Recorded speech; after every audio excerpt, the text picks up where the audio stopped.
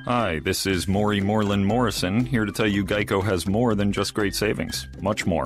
Geico's been around for more than 75 years, back when they were using Morse code.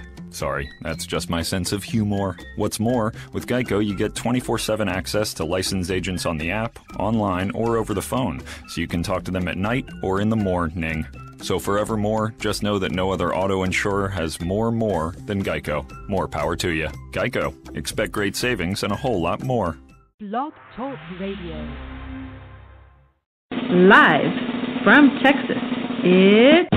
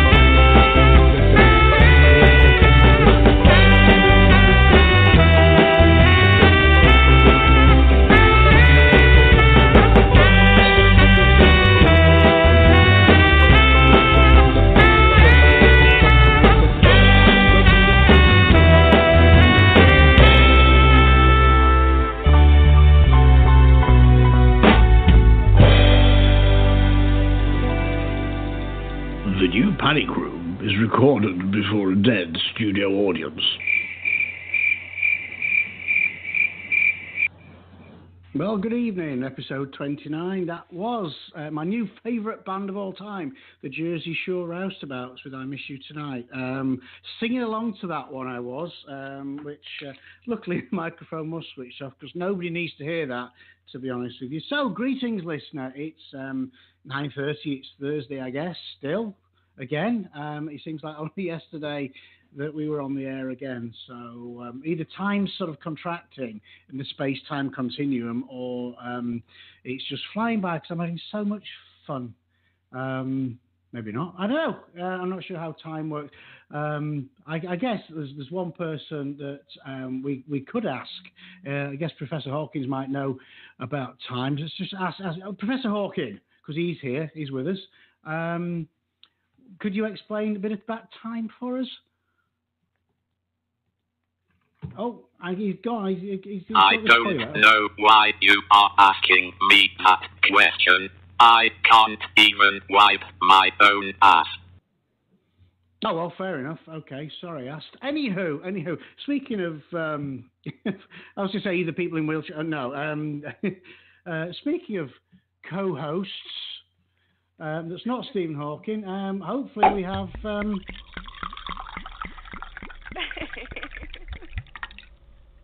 I don't even need to say your name anymore, do I? How are you this evening, Xtina?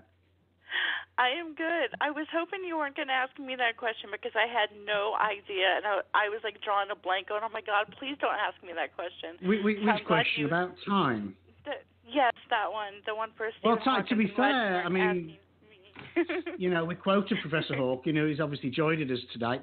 You know, time is an abstract concept. It's actually artificial, created by people just to explain things moving forward. It's not really a thing.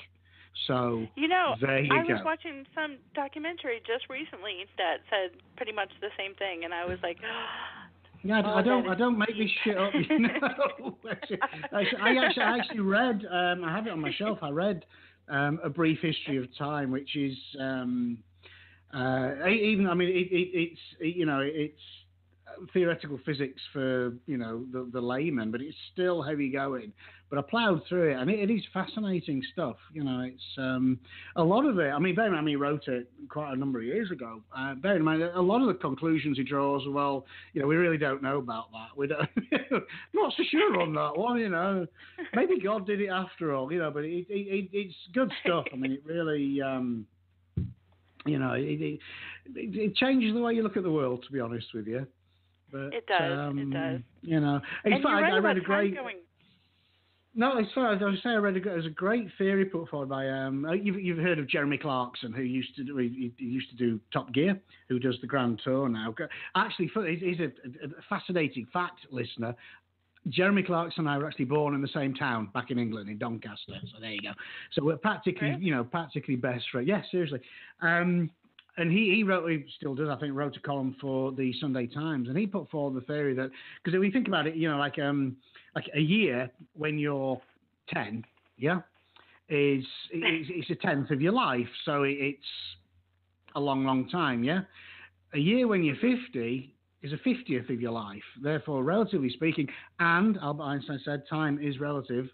Relatively speaking, it's a lot shorter. So there you go. Right. So Clarkson pretty much summed up where Hawking couldn't. So there you go.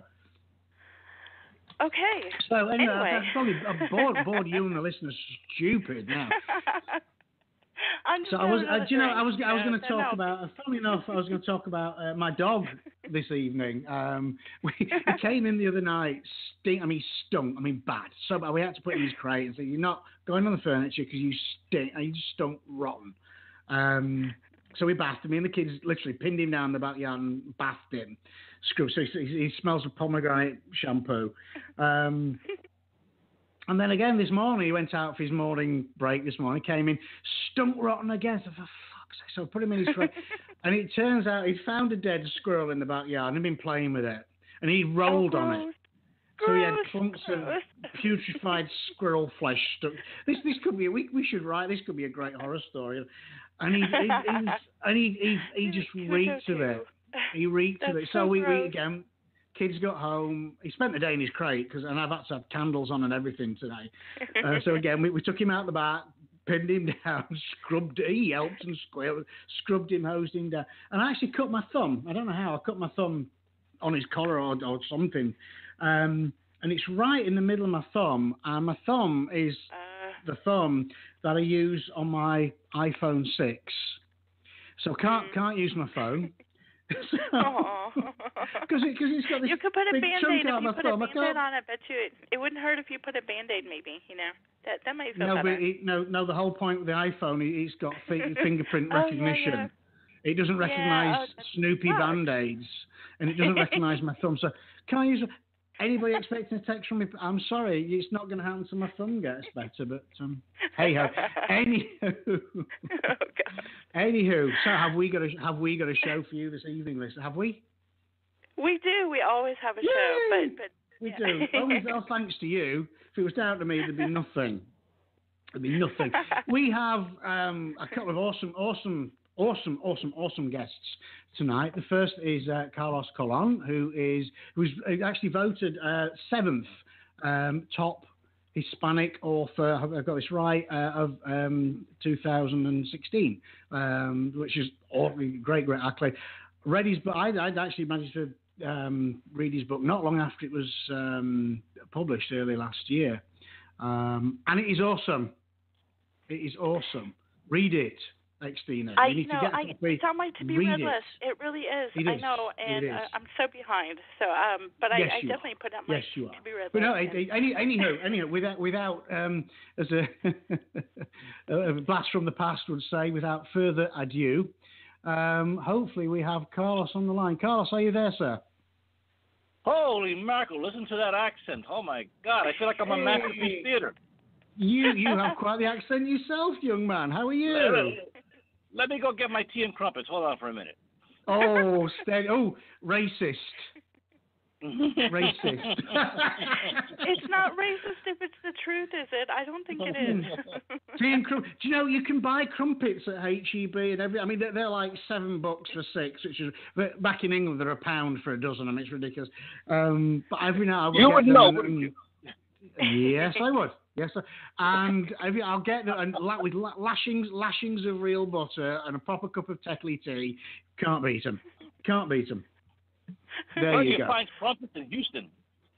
At HEB. HEB sell. They have a pretty decent English section. Sadly, I mean, it's funny, we had the Mars bar saga recently. Sadly, never did Mars bars. We had P. Bless her, sent them in, and I've dropped hints. She sent no more, bless her, but.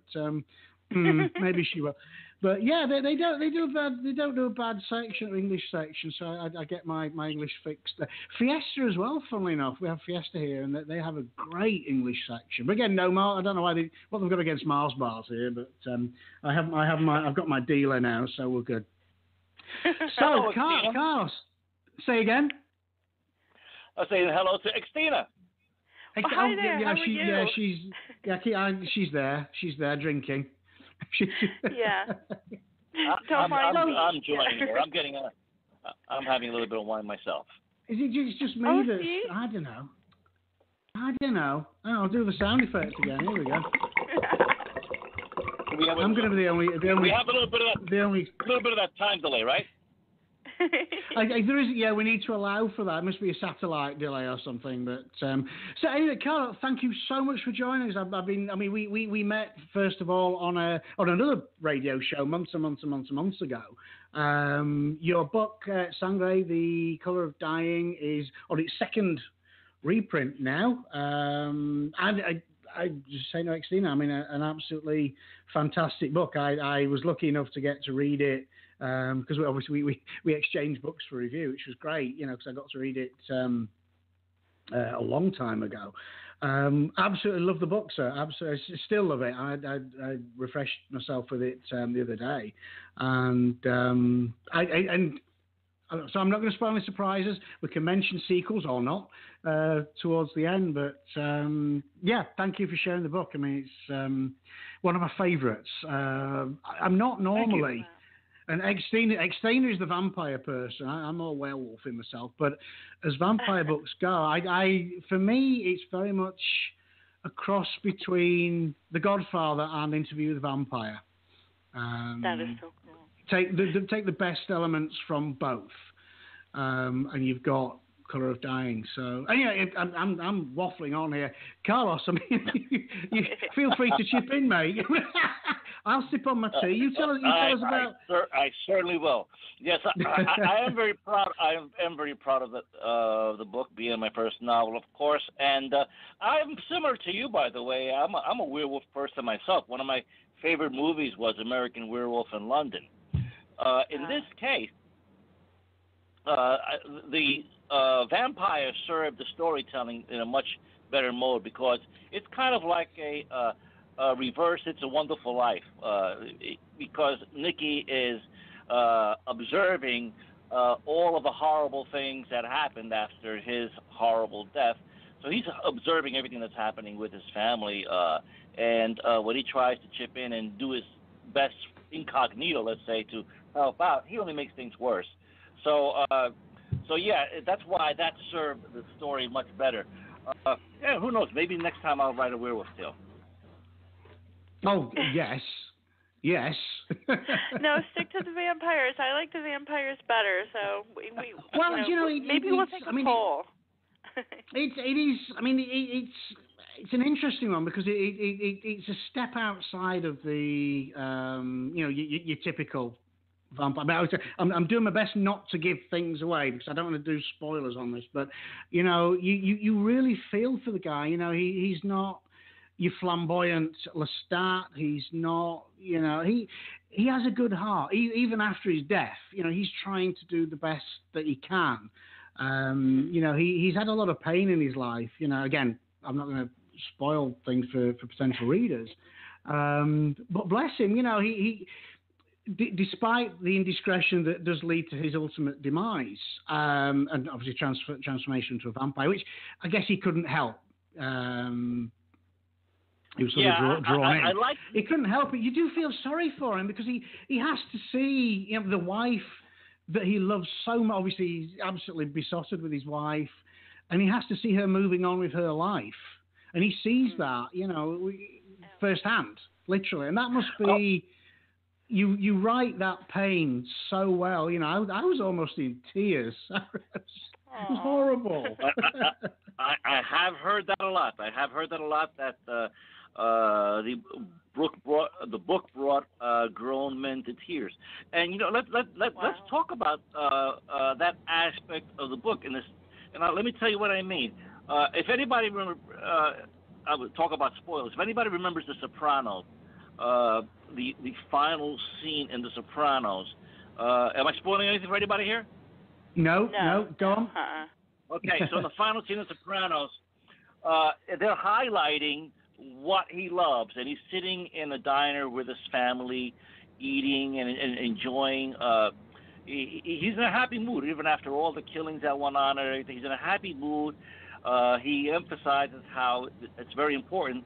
And, of course, at the end, even though you don't really get to see it, the camera breaks away, he is killed. And here's the thing. They talk about it during the course of the series that when you die, you feel nothing.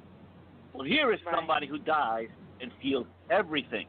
He feels everything that happened before his death and everything that happens after his death. And that's what I wanted to capture in the story.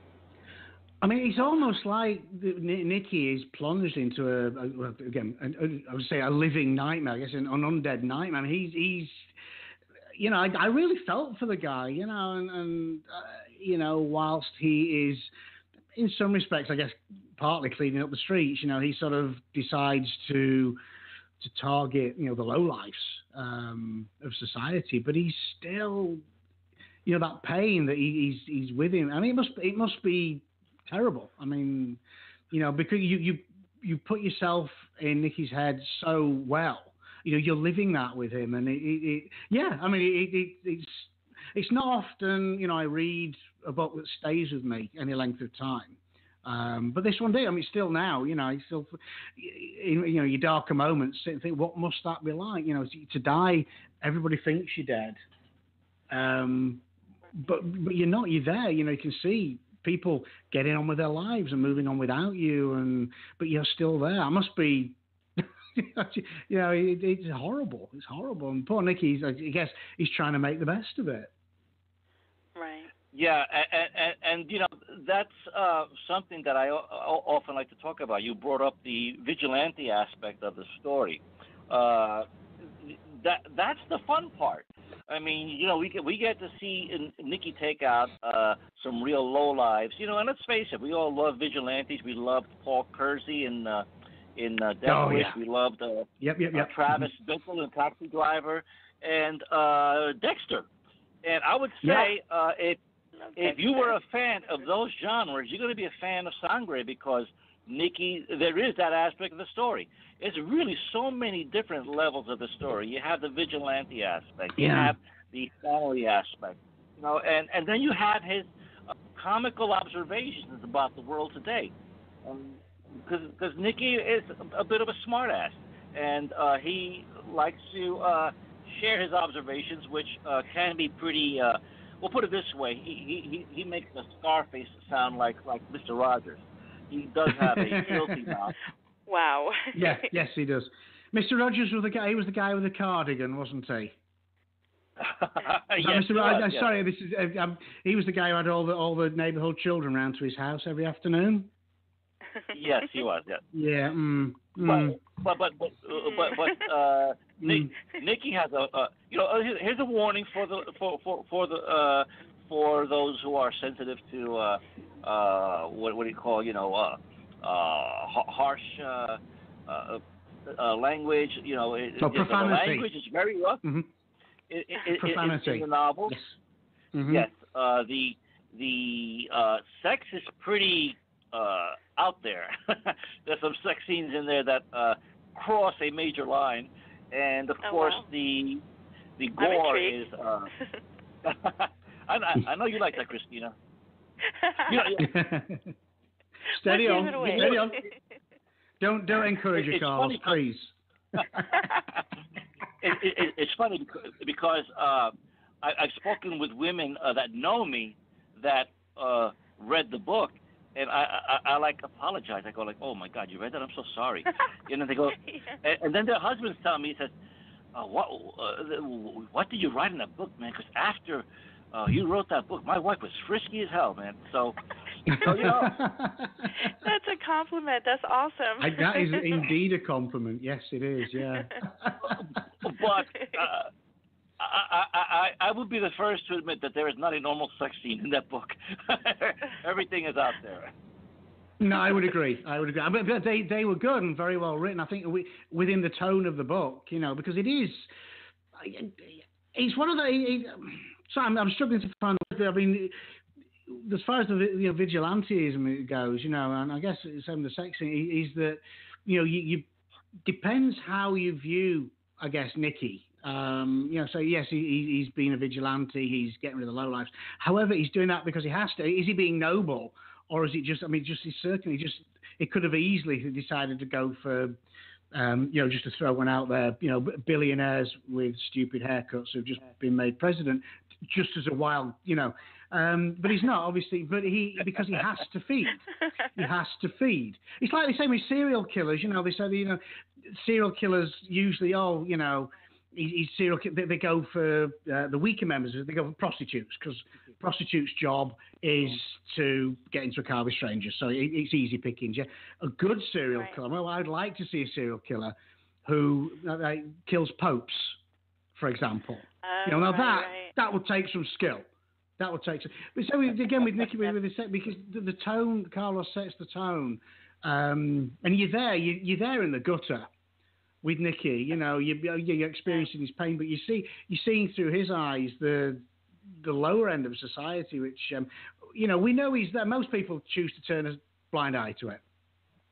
Mm-hmm. Carlos doesn't. I'm anxious to hear more about this. So, I was. Sorry, I'm going to shut up. I'm sorry. I'm talking while Xtina's interrupting again. No, go ahead. I know. No. Xtina, the floor's yours, Xtina. Go for it.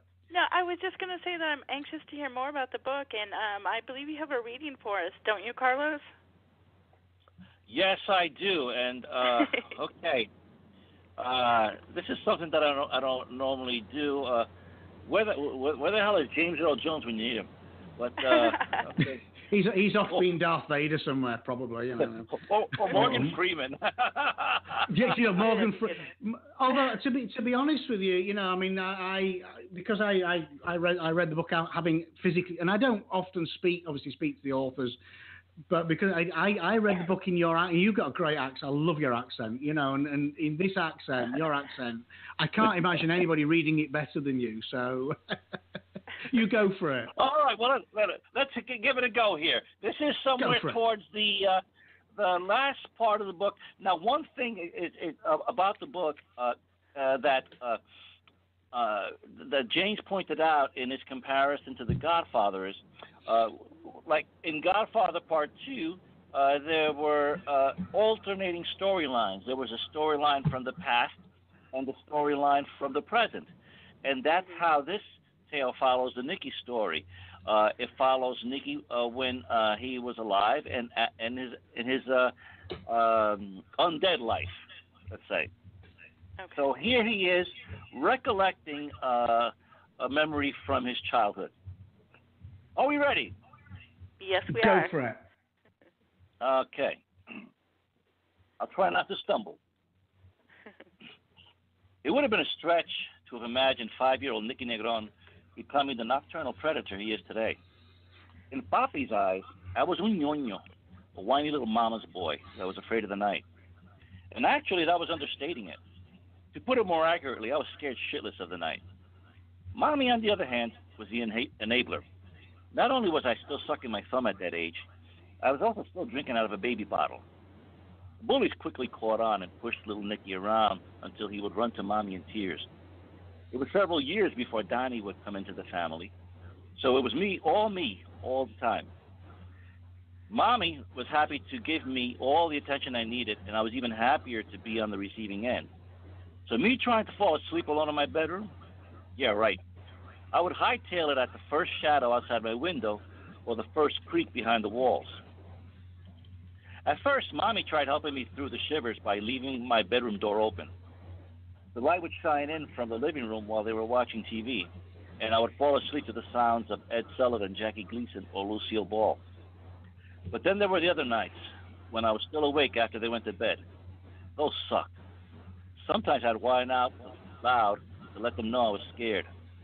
Other nights, if I heard a sound I didn't like, I'd run to their bedroom and jump in their bed, wedging myself between them. That really tested Papi's patience. It kept them from rocking that headboard against the wall, something they used to like to do a lot. If it wasn't every night, it had to be close. I still don't know how I wound up with only one sister. To try and macho me up, Papi would ride me, telling me I had to toughen up if I was to grow up to be un hombre. But Mommy, she was no help. She would tell him I was just a baby and let me fall asleep in her arms as I took in the scent of her hair, which brought me comfort and made me feel safe. She was more patient that way than Papi. Never be afraid of the night, she said. Do you feel safe in my arms, baby? See, Mommy. Good. Then always let the night remind you of how you feel in my arms, and you will never fear the night again. If you can always remember that feeling, you will learn to love the night, and you will always feel safe. It was a nice try, but it didn't work. The more Mommy protected me, the more I wanted to be near her, especially at night. It took the eventual concealed threat of Papi's chancla, the slipper he used to whoop my ass with. Now that worked. That resolved the problem of a ñoño raiding their bedroom. Years later, when I was a teenager, in the aftermath of Danny's death tearing our family apart, the night was no longer a threat to me. The horror that I had experienced, the worst horror imaginable, occurred during the day, and it was far worse than any possible boogeyman I might have envisioned creeping out of the dark. The night now had become a reminder of the love, safety, and comfort of my mother's arms, just as she said she would. It was a feeling I would never come across again. It was only at night that I could remember the Mommy that cradled me in her arms instead of the one that could barely stand beside of me. I fell asleep longing to have that love again, hoping that someday I could find a way to earn it back. When morning came around, everything seemed harsh again. I felt exposed. That everyone I passed knew of my failure. The older brother whose sister died a horrible death under his care. I felt it in the streets, and I felt it in the hallways at school. The evening couldn't come fast enough. I wanted to be alone in the comfort of the night. And I wasn't even dead yet. Wow. Sadly, that's it. that's Going, all. I mean, keep going. there's so much in that without giving too much away. But it's. I mean, I like the fact. Hopefully, this is not insulting, Carl. So I'm guessing that there's a lot of you in Nicky. Yeah. Or not? I mean, were you afraid of the dark as a child? The part of him about him being a spoiled baby brat, that was me. That part was me. Fortunately, I never had put it this way, I didn't have a little sister, so no one died under my care, and fortunately, I'm still alive. So, but that spoiled part, yes, that was me. I mean, I like again. You've taken the trope and turned it on its head. You know, where typically, you know, an author would have, you know, a kid growing up loving the night and dark things and that. He was scared of the dark, which is great. You know, he was a mummy's boy. He was a bit of a wuss, you know. And then suddenly over a period of time, he gets to a point in his life where he's a monster, really. I mean, flower it up all you want, you know, vigilante, nice guy, but he's a monster. He's a predator. He kills people, and he stalks the night, and I love that. I love. Xtina will tell you. I mean, I love the contrasts. You know that. You've taken the cliches and just turned them inside out, and I think that's what makes Sangre such a great book.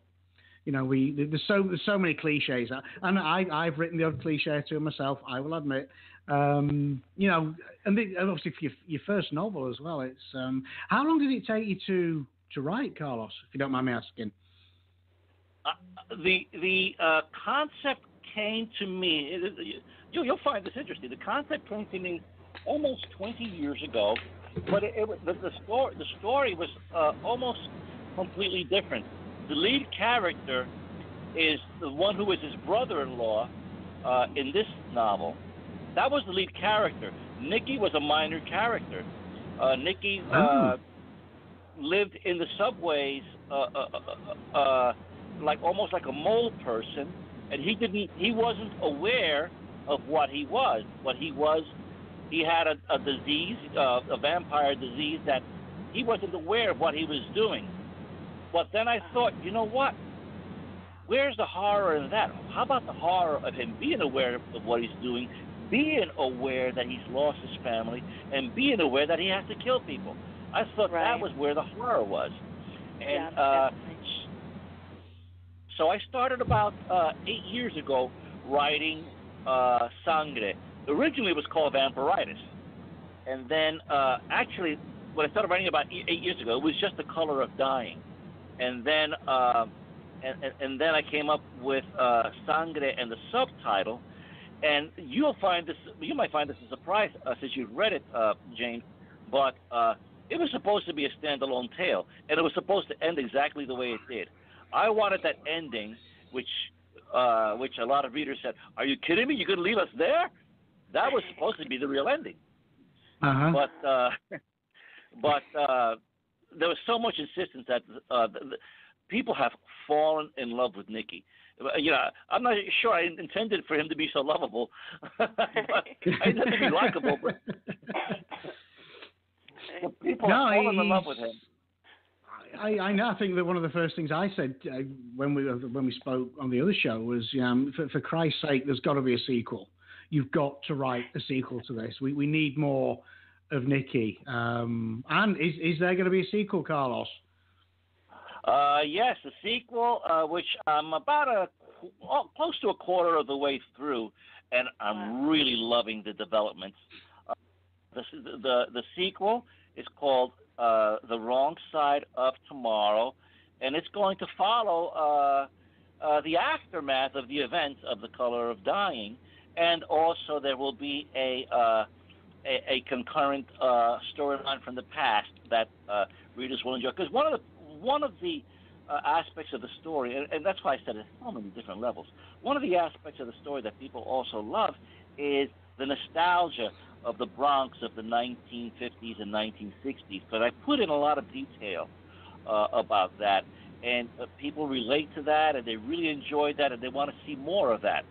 So, for you, Christina, who hasn't read it yet, it is a human storyline, and there is a supernatural storyline, and that's the pattern that the sequel is going to follow as well. I really can't wait. It sounds really. You mentioned really the detail. I mean, I've got two things that stood out. I mean, your eye for detail is just. It's very reminiscent of Stephen King, because he's probably got very good researchers, but the detail. Two things that stood out was obviously your love of baseball and your love of music. Your music references are spot on. The baseball references are, again, speaking as a Brit who knows not an awful lot about baseball. I know a little bit now. I love baseball. That is what brings it to life. It's just that detail that just gives it that spark, and I love that. I mean, obviously we know. I mean, we mentioned the Jersey Shore roustabouts, of which you are one, and thank you for letting us use your music this evening. So I know music is a love of yours, and baseball is that a big love of yours, Carlos? It was a very big love of mine. Unfortunately, I haven't been following it as much over the past 5-6 years as I have in the past. But yes, I was one of those people like Dominic, the character Dominic. Dominic could tell you what kind of hair product the pitcher was using when he was pitching a game. He was one of those fanatical baseball fans. And I aspired to be like him then. But yeah, I use that because that's what Nicky wanted to hold on to. Nicky wanted to hold on to something to remind him of what it was like being human. Right. And he talks about being a big Seinfeld fan and how Kramer still cracks him up. And he talks about he recalls specific moments of his life, what was and what was happening in baseball at the time that something in particular happened. Again, we're trying to avoid spoilers here, but he did. He uses those things just to try to hold on to something. Tries drinking his favorite beer. He has a friend where he works. He has a job too, to try to have some sense of normalcy. And he has a friend where he works that always makes them chili con carne because that's one of his favorite dishes. So even though Nicky lives on blood, he still likes eating regular food, and he compares street muggers to White Castle hamburgers because they're not very nourishing. I like that. The cheap and cheerful. I mean, the use of music, or references to music. Again, I'll try and dodge the spoiler alert. I would say the first pivotal moment as a teenager when the incident happened, that really was the beginning of his life crumbling. You attached a Beatles song to that, and I loved that. It was just boom. And I was there. I was there in the street, and it was one of those things where you knew what was going to happen. You built it up and built it up and built it. You knew it was happening, but you just couldn't look away. It's like watching a train hurtling towards a car on the tracks, and you know what's happening, but it. And when it happens, it just, again, I was almost in tears, and I felt, I was there with Nicky, and just felt his life fall apart at that instant in time. Again, but I think by attaching the Beatles number to that, just the Beatles, again, everyone can relate to that, was just, stroke of genius. Because suddenly it puts you there. If you, again, I mentioned Stephen King a couple of times, he uses music a hell of a lot. I think he plays in a band as well with other writers, and he uses, but again, there is nothing quite like a well-placed reference to music, either in a book or in a film, to just put you straight there. Probably nothing Right. nothing Yeah, evokes a memory better than music. and Yeah, as a yeah, result, he has a lifelong hatred of the Beatles that continues into Well, his death because you would, wouldn't you? because he associates that horrible scene that happens with the Beatles.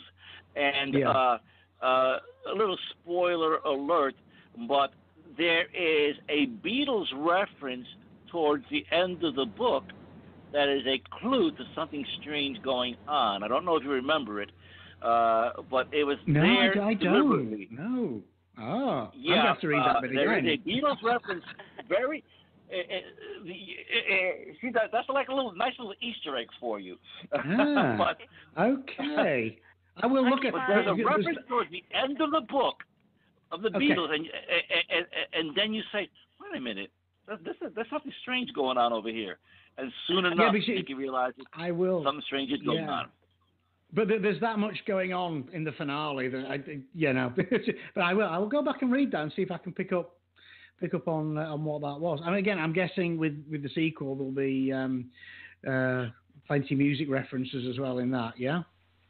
Actually, it's a very important part of the storyline. And cool. actually,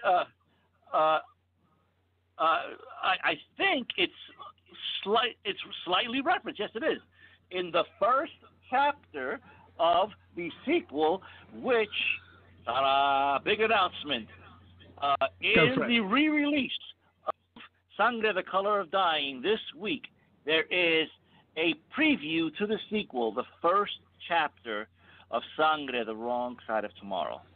Yes, there is, and I've read it, and it is awesome.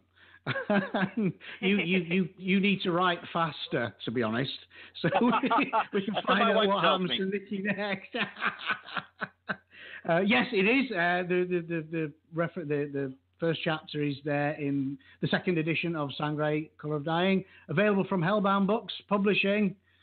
Available now on paperback and ebooks and all the places you would expect to find it.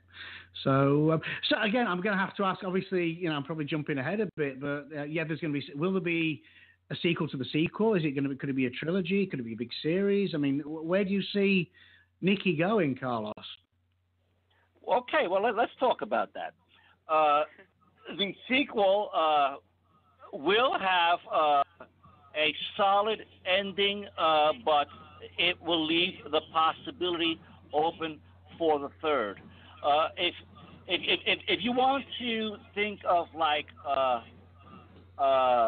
type of ending the second book is going to have, it's going to be the kind of ending where he's going to still be doing what he's doing, and so the long term, there is going to be some long term Nicky going on, and I guess we can start talking about it a little bit, not too much, but as we speak, I am speaking to a very talented, award-winning film director and some other filmmakers and some actors about bringing Nicky to the screen.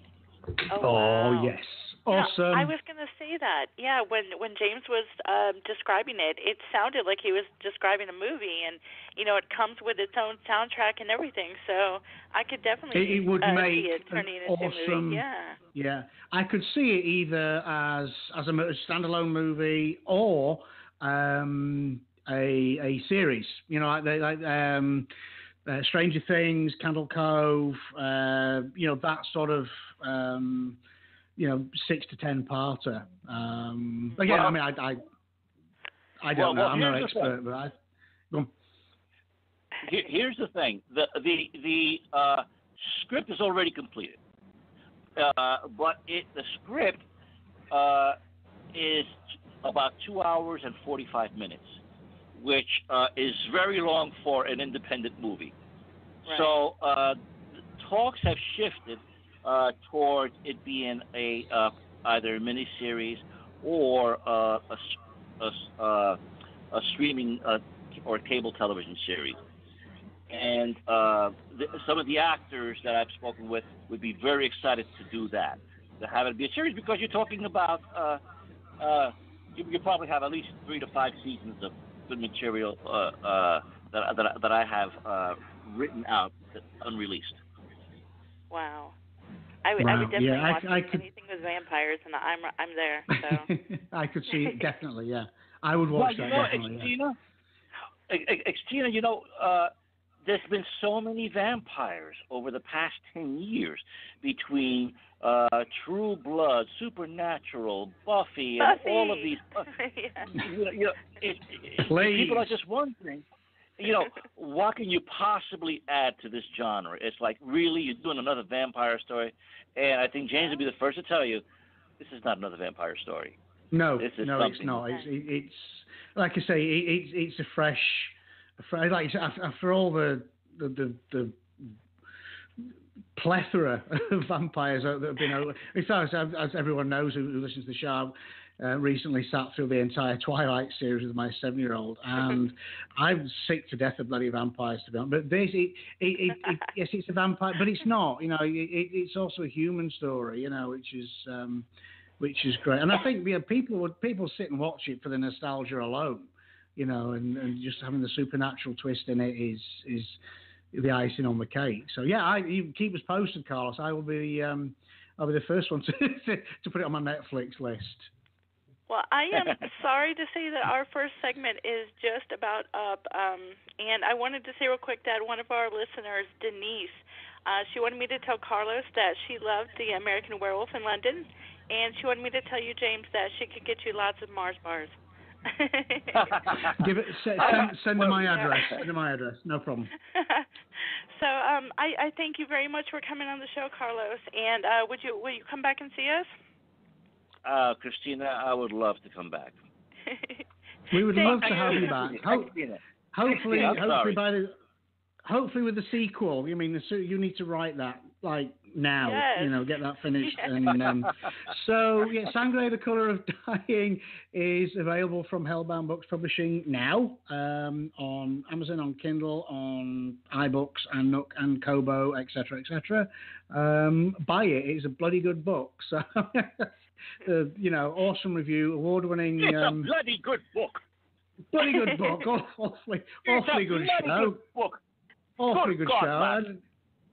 I just seem racist again, It's Not a and I've been dying to say forget about it for the past hour, and I've not, So what?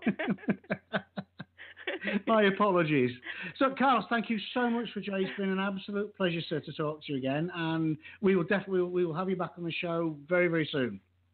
Yes, thank you, James, and thank you, Xtina. Okay, thank you. Speak to you soon. Bye-bye. Awesome. Well, that time went by far too quickly, unfortunately. But do you have any sort of shout-outs, Xtina, before we go into our musical break and wee time? Well, I sure do. Let's go see. for it. Clear my throat. I'm a little sick right now, so don't mind my voice. A brand new press specializing in horror, bizarro, dark erotica, erotic horror, and dark poetry. Hellbound Books Publishing wants your best stories. Now open for novels, short story collections, and anthology submissions. Please pay no mind to the sulfur smell. Go to hellboundbookspublishing.com to learn more. In the mood for something steamy to read this winter, check out new erotica author Jennifer Lynn's website at jenniferlynnerotica.com. You can find James at his website, www.jameslongmore.com. And don't forget to follow the Panic Room Radio Show on social media. Our Facebook page, unofficial, The Panic Room Radio Show. Twitter at Panic Room Radio. Our YouTube channel, The New Panic Room Radio Show. And come visit our website, www.panicroom.com. I think I got it. Well done. Your voice is sort of petering out there. So go rest up your voice for 4 minutes, and I'll go do what I need to do, and we'll be right back.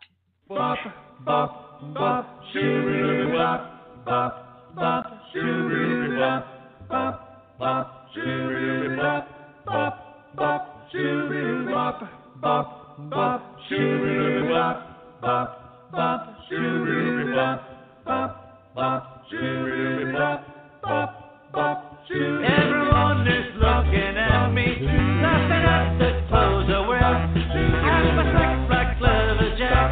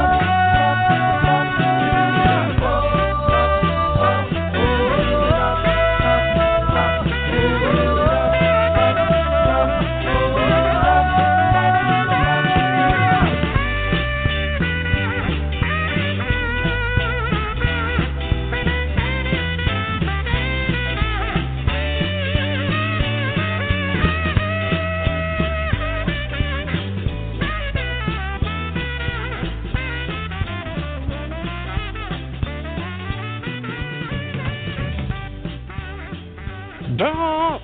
Welcome back to part 2.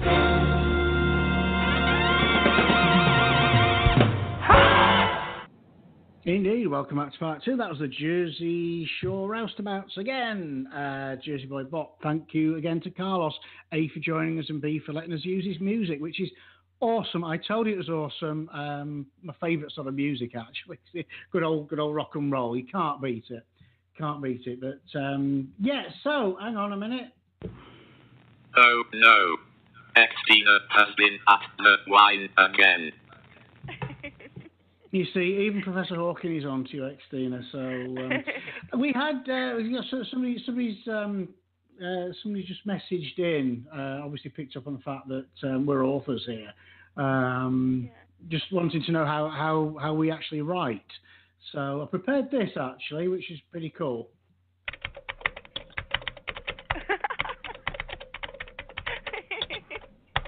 That's how I do it too. Oh my gosh, that is so crazy.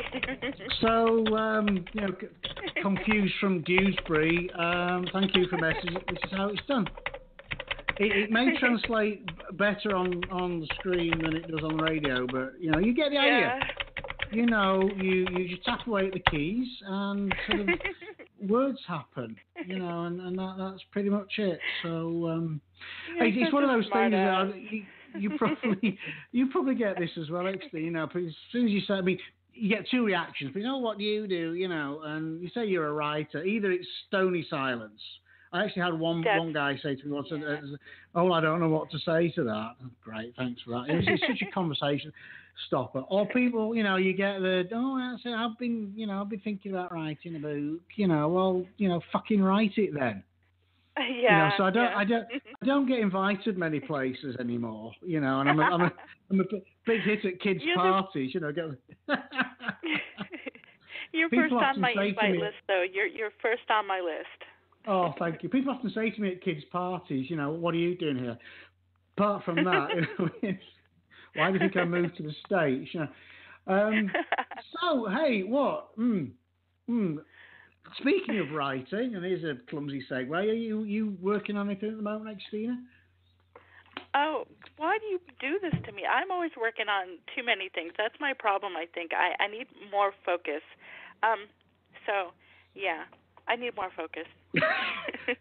So you need more wine. That's what you want. That's that what you need. That helps me focus. What? Doesn't it help you focus? What, you drinking wine? No, it doesn't. Do you know, it's funny. I know it's a slippery slope, which is why I've resisted it. Sometimes I'll see if I'm having a rough day or my brain's just not, just refusing to function. It creeps into my mind.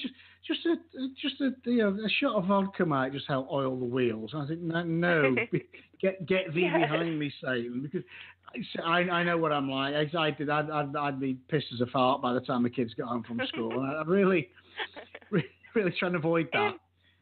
That is a little frowned upon, just a little. That's why I normally wait until, my kid goes to bed before I pop the cork. But well, yeah, not always. I don't drink an awful lot. In my younger days, I was known to imbibe the odd sherry or two, but I was having tea with the Queen and whatnot. But now, occasionally, it's usually on a Friday night. I'll treat myself to pat the kids off. I'll treat myself to a beer. But other than that, I if I'm out, if I eat out, I'll have a couple of beers, whatever. But I don't know. I'd like to, I'd really love nothing better than just to get absolutely shit-faced one night. But, seriously, it's the thing when you've got children, you're expected to be responsible and be coherent. And I actually had the conversation with my daughter. She said, why do you have some beer? Well, yeah, apparently so, why do you have some beer? And well, do you get drunk, Daddy? I said, no, I'm having one beer with my Chinese takeaway. That's it. I just say a lot. If there was an emergency and I had to get you to ER, then me being, 3 sheets to the wind isn't going to help. So, so as much as I'd like, I haven't had a good old falling down drunk night for a long time. But hey, what we haven't before the guest comes on. We haven't had president now on, have we? Should we? Oh, we haven't. We should. We have to. Stand up.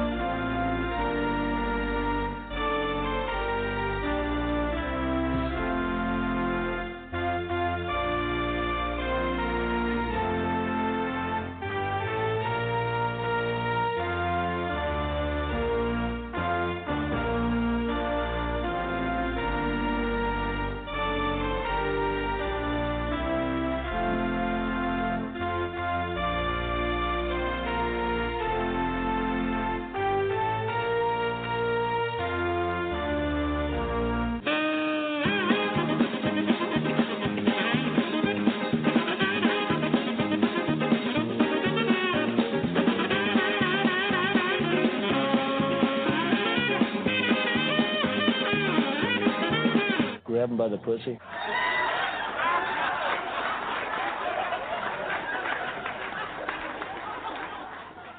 It never gets old, that, does it? I'm going to have to pick on some. I think I'll pick on Bill Cosby for next week, actually, because I've got some great ideas for that, as you can possibly imagine. So, hey, we've got our next guest. We've got J.L. Murray, who is the writer of Monstrous, Blood of Cain book. I can't even fucking read now. So it's my glasses. I've got these me progressives, and I think I need new ones. Either that or they're just that dirty I can't see through them. The tagline, I'm going to read it in my mysterious horror voice. Frankie Morning died on a Thursday. Pause. Then she woke up. Wow. Bravo, you did that really good. Thank you. I'm trying to get work as a voiceover artiste, but you have my voice. Not going to happen. So JL, is it JL or Jesse or just Jay? How do we call you? Just don't call me late for dinner. You can call me. You can call me Jesse. That's what everyone calls me. We do the comedy on this show. Okay. Don't get ideas above your station. Okay. I shouldn't quit my day job. I did quit my day job, which is why I'm piss poor most of the time. But hey, which is why I'm looking for voiceover work. To be honest, anybody listening who wants a voiceover artist, give me a ring. Or send food parcels. Either way, I'm happy. So I'll call you Jay. Come on, what do we got? You see, this is the thing when we get authors on with initials. We had P, and she wouldn't let me call her Patricia. You can call me P. I felt like I was in a James Bond movie. That was Patricia. She is awesome. Jessie I love is her. Fun. Yeah. I love her, Jessie. So thank you for joining us. Yeah, thank you for having me. You are more than welcome. Thank you for being here. We could do this for the next half hour if you want. No, great. I mean, always a great pleasure to meet a fellow wordsmith. So, Monster Book of. Sorry, I keep saying Book of Cain. It's not Blood of Cain, Book 1. Obviously, it's Book 1. How many books are there going to be? Well, I don't know. I could write about these characters forever. I think I really fell in love with them. They're terrible people. Oh, I like that. I like terrible people. Yeah. But in an endearing way. How can you be terrible in an endearing way? It's funny. I mean, speaking to Carlos, who's on the first segment, his character is endearing, but in a terrible way. He's a guy who you really feel for him. But I mean,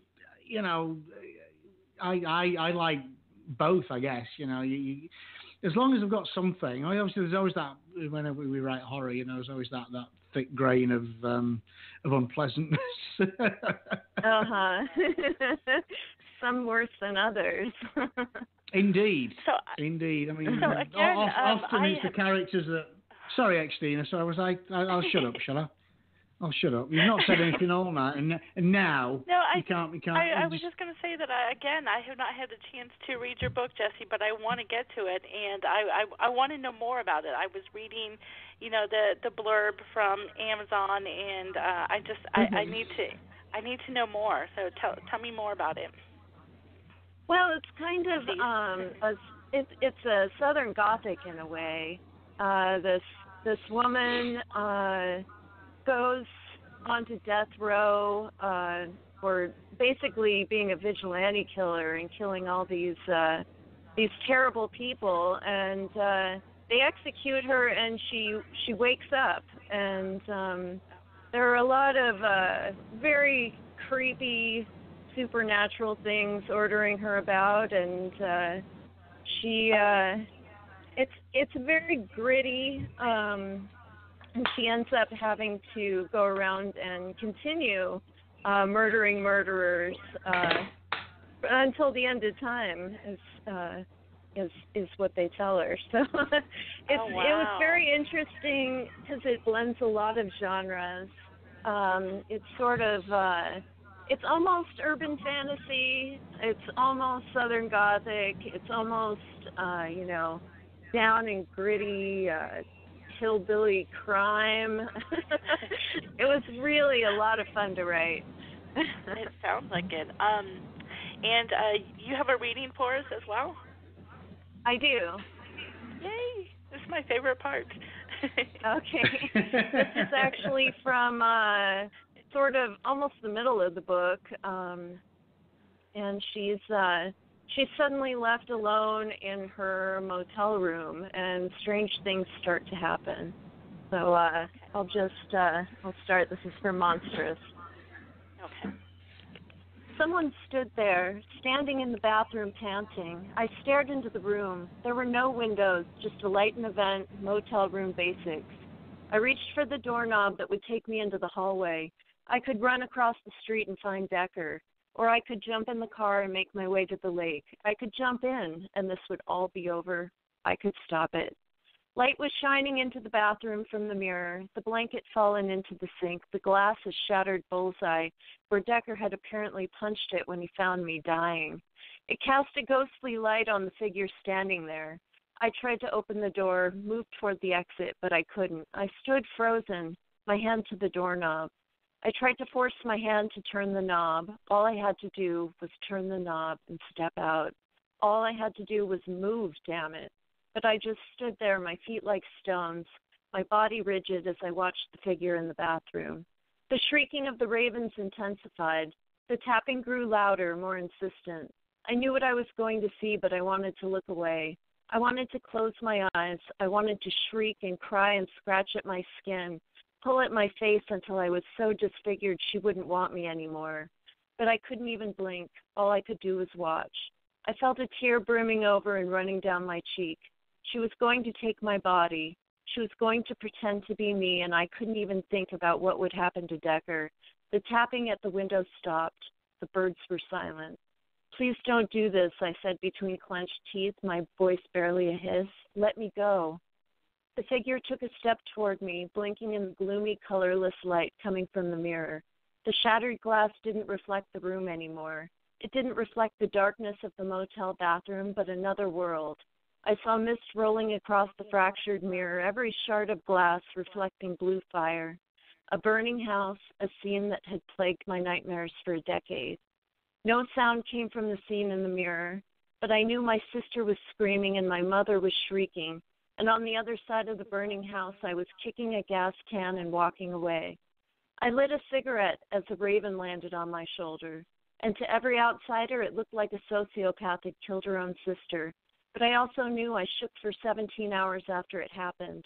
I knew I held a gun to my own head 24 hours later. I knew the only thing that saved me was killing a child molester when he attacked me.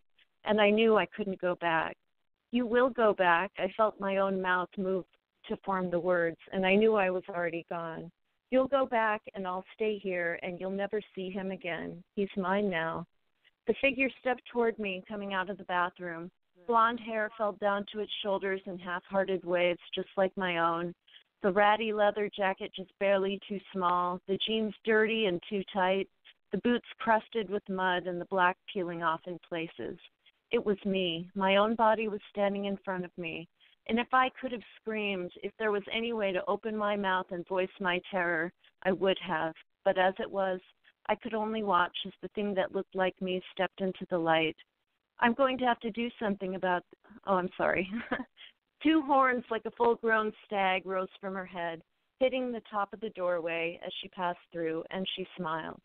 I'm going to have to do something about these, she said. The words came from her mouth instead of mine now. And as she said it, I could feel myself grow less substantial, less heavy, less real. I could feel myself becoming a ghost. And as the copy of me, the horned girl with my face, as she stepped toward me, she passed right through, like I wasn't even there. I felt myself blink, and then I was somewhere else, looking out through shattered glass, watching through a broken mirror. Then I did scream. I hollered and cried and beat at the glass, but I knew no one would hear. I was gone. Wow, beautifully read. Yes, that was yes. atmospheric stuff. I like that. I was actually looking at the cover to the book while you were reading it, and I love the cover. That's a really good cover. I work with this great artist called Dean Samed, and he just makes the best covers. Yeah, that's really, really good. So I always want to know, when you're not writing, who do you like to read? Oh, I read from a lot of different genres. I read a lot of literary fiction. Margaret Atwood. Some of Alice Hoffman is kind of fun. And then Clive Barker, of course. When I was in high school, I started on Stephen King, and my horror addiction progressed from there. Yeah, pretty much me too. I remember on a camping trip reading Pet Sematary by the Fire, and that was one of his best, I think. One of his best. Yeah, definitely. I think that's the creepiest, actually. I know, right? That little boy, that little baby. Oh my God. Yeah, that little boy. Gage, that was his name. Yeah, it was Gage. I mean, it was tragic what happened to him, but yeah. Oh God. Yeah. Me and my son have been watching. It's probably one of his. Sorry, I'm talking, Xtina. Do you know? She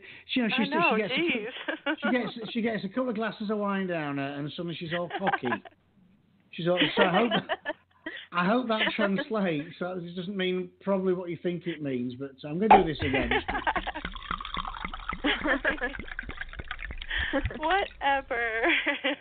I'm going to be quiet now, Xtina. You off you go. Off you go. No, I was going to say that me and my son have been watching horror movies every night, it seems like. And the other night we watched, for some reason, I thought I was watching The Mist. You know, that's Stephen King, right? The Mist was Stephen King, wasn't it? Yeah. It was from a novella, yes. A very, very good film. Very good film. But instead, I don't know how I got it mixed up. Instead, we watched The Fog.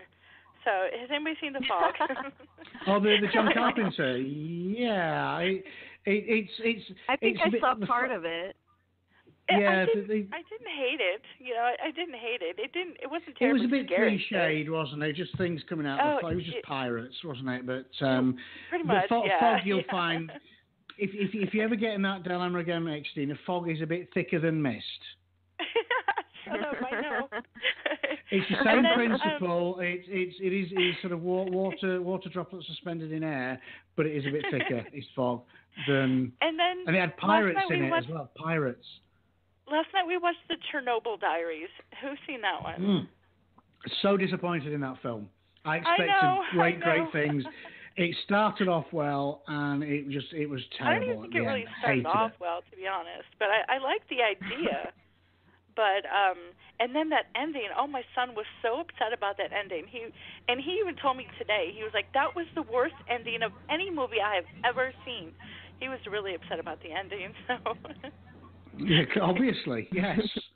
Obviously, it was built up and built because it was by people who did, I forget which film, but they did another independent film before that was absolutely excellent. I can't remember what it was called now, but it was really, really, really, really good. And I was so excited, so stoked for Chernobyl Diaries, and I sat through that. What am I watching here? You know, and it was the big disappointment for me. The Mist, The Mist is a great. I mean, the novella was great, but the movie was because, I mean, Frank Darabont insists he would only direct it if they would allow him to keep the downbeat ending on. Because obviously Hollywood being Hollywood wanted it all to be happy ending. Spoiler alert, it wasn't, and it was, he just really put, it made just one of those endings. Like I was saying to Carlos earlier, it's one of those, it's not often something sticks with you. The amount of books that we read and movies that we watch, I guess, in our business, But that, I mean, it's a movie that I can watch again and again. I think the creatures are great. I love the creatures in The Mist as well. So anyway, I'm waffling now. Yeah. I'm going to be quiet for a bit. Just a little bit, let the ladies chat. We let him go on sometimes. He thinks I think he just likes to hear. No, you have to let me go because I operate all the buttons. I could dummy you now, Xtina, if you're going to get clever. You wouldn't. So just watch it. Watch it. Oh, wouldn't I? Wouldn't I? Mm. Okay, so for our segment, the 11 questions, do you have like a cute little, I don't know, something to go along with that, James? Do you have like a... Oh, do you know, I did have, didn't I?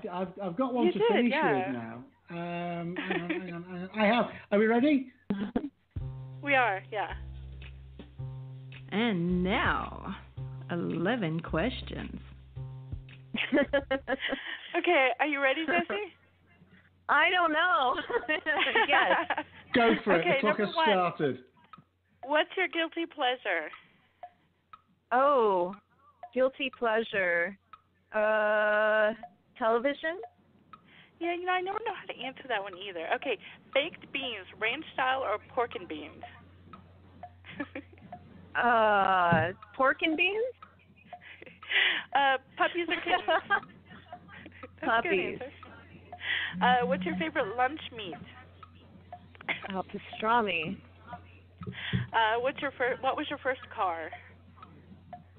Suzuki Swiss. What do you fear most, snakes or spiders?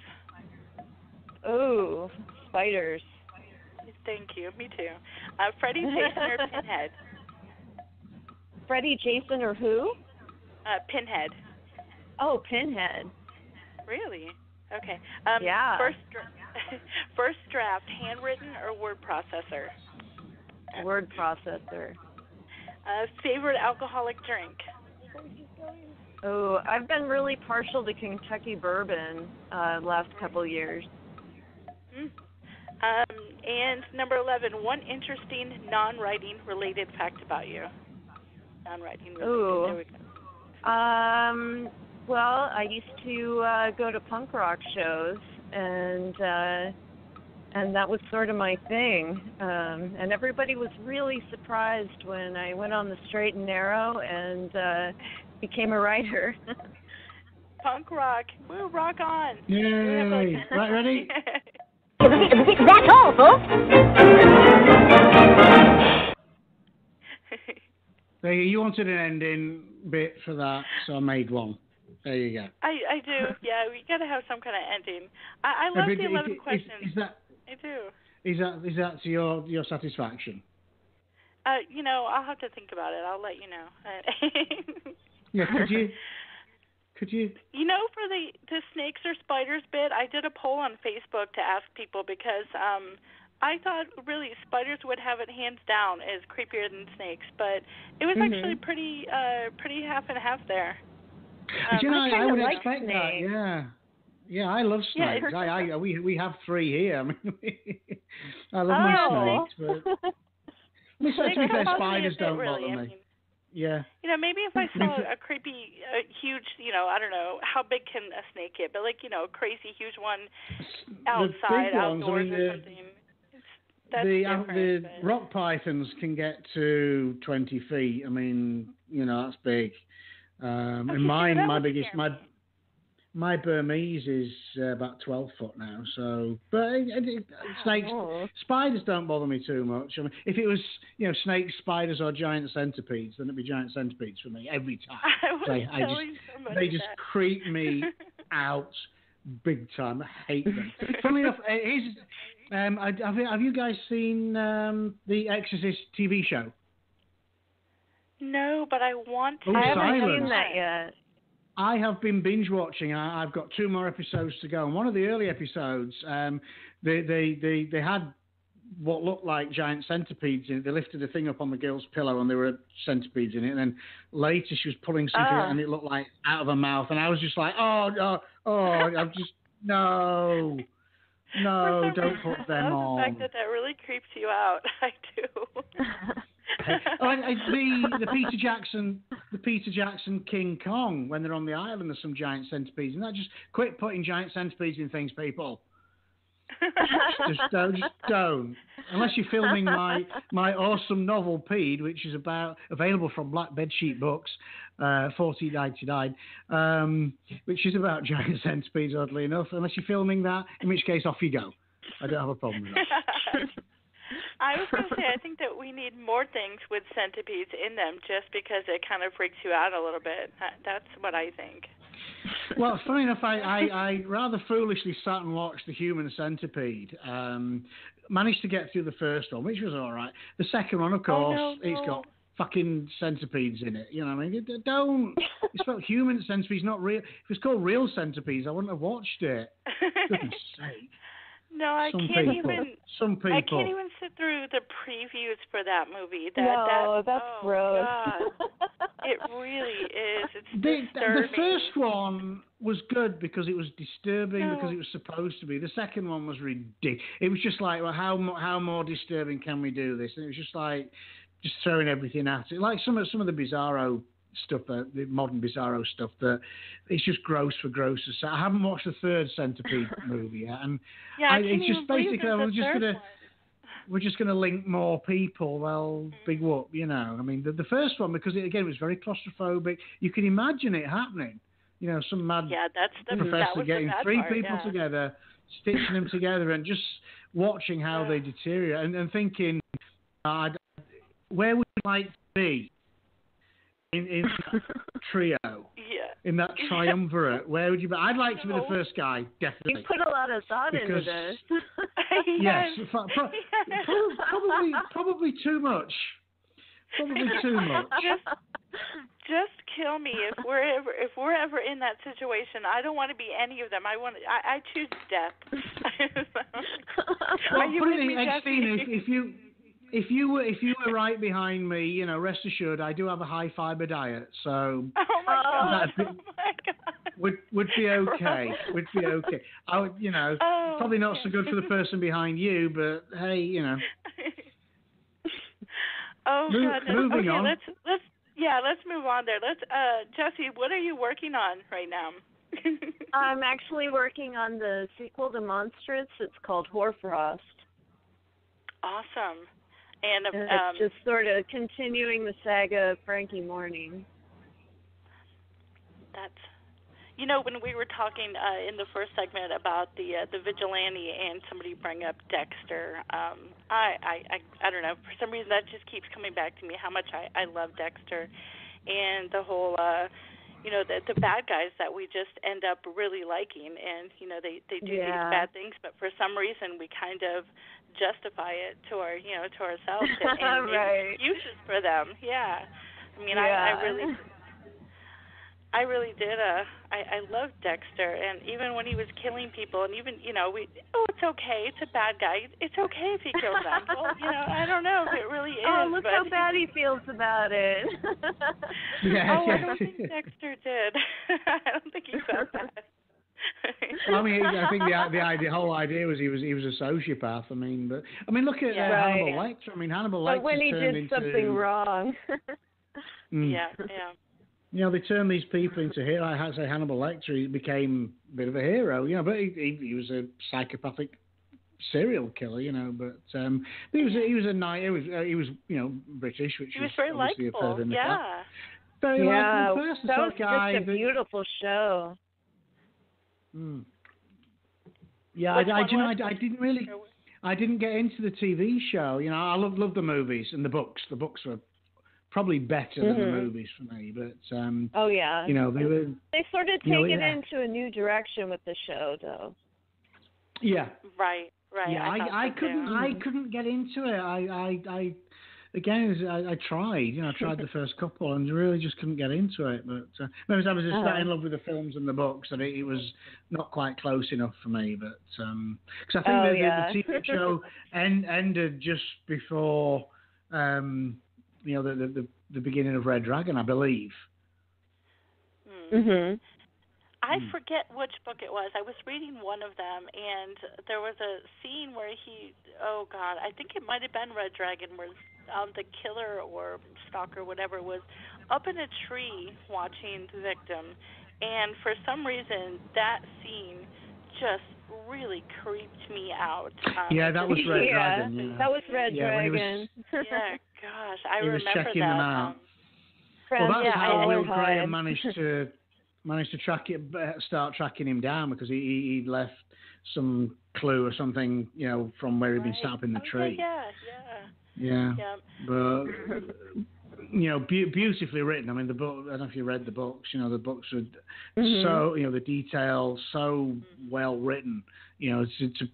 Thomas Harris puts you in the brain of the psychopath, which is disturbing as you're reading it, but it makes for a damn good read. Yeah, that's a book that I read. It must have been about 2 years now. It was called You, and it's by Caroline. I think that's a creepy one. Yes, wasn't that good though? Yeah. I love the way she put you in Joe's head, and Joe was so messed up, but because he was, he didn't think he was, and I think that made it creepier, for me, was that. He was just normal. Those books were.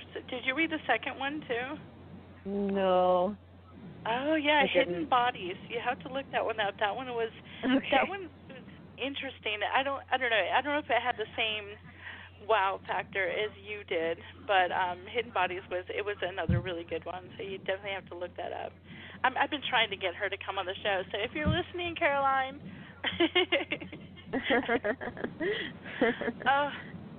I hate that our time is just about up. And where can we find you online, Jessie? Where can we find your books?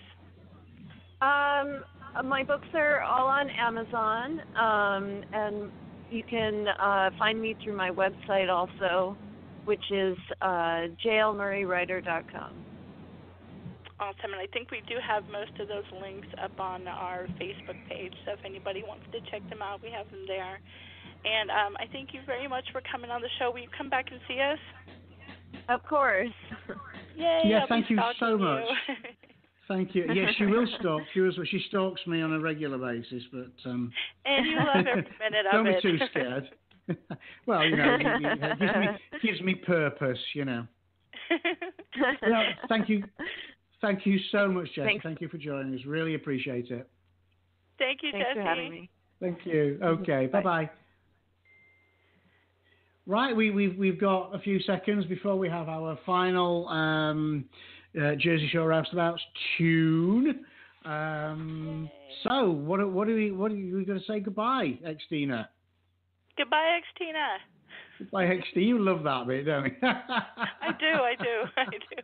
Well, we're going to go. We'll see everyone next week. Bye.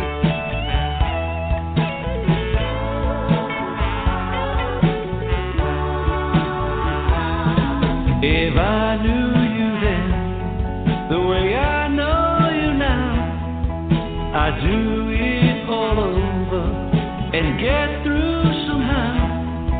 'Cause you're the one who taught me the lessons I needed to learn. A smile that's so beautiful and eyes that hypnotize made me believe promises in all of those lines. But sooner or later, you lose all the trust that you earned. The next man will fall for the same tricks I did. He'll only end up in the same fix I did. If I tried to warn him, he never would believe. I've a song for